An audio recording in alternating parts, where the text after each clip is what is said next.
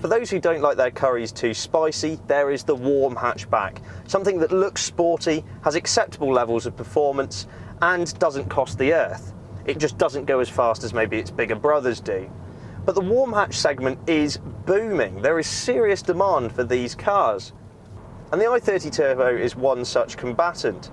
It really looks the part, doesn't it? In this grey with its smart alloy wheels, flowing lines, it has really quite a dynamic appearance externally. Raked headlights, big whale shark-like mouth to the front. It's a good looking car, and I have to say that this brand has come on leaps and bounds in terms of their aesthetic design.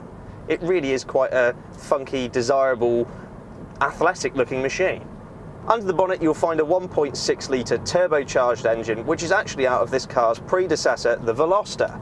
The Veloster was a bit of a quirky one with 3 access doors and a boot, and it was all a bit much. The i30 replaced that car, and it's a bit more conventional, and I think it appeals to a much broader market in that sense.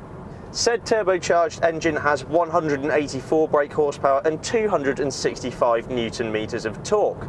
That's enough for the car to do 0 to 62 miles per hour in 8 seconds and go on to a top speed of 136 miles per hour. Now, whilst those aren't lightning fast figures, you've got to remember that this is one of those warm hatchbacks, and for the everyman, that's probably plentiful. The i30 Turbo comes in one trim level, and as standard it comes with a hell of a lot of equipment such as this touchscreen infotainment display, these nice sporty seats, a reversing camera and dual zone climate control. Now, whilst you do have that rear reversing camera, visibility is pretty good inside.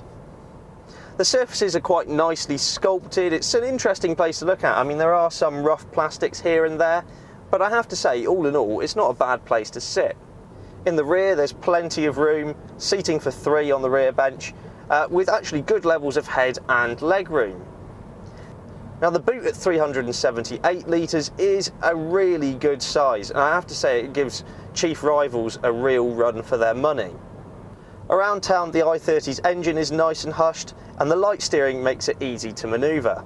Though I will say that the suspension setup is a little bit on the firm side. However, the trade-off for that is that whenever you pick up the pace and find some more lively roads, there's very little in the way of body roll. The steering is responsive but lacks some of the weighting you might want. That said, the grip on offer is really good. It means you can really exploit it by charging into corners. And that body control works in tandem, giving you a really quite composed chassis through more challenging bends. Now, the i30 Turbo does have a respectable turn of pace, but you've got to be willing to work through its 6-speed manual gearbox and take it all the way to the rev line. From 4,000 RPM onwards, the car surges on well. This 5-door model from £23,100 represents excellent value for what you get, considering the standard equipment and the respectable performance under the bonnet. I really like the i30 Turbo. I think it's an enjoyable car to drive. This car will do a claimed 38.7 mpg. Like I say, the value in this car is excellent. Thanks very much for watching, and let us know what you think in the comments below. Please subscribe for more on the latest and greatest cars to hit the road. For all of the latest automotive news, written reviews and coverage from motor shows, go to www.insidelane.co.uk.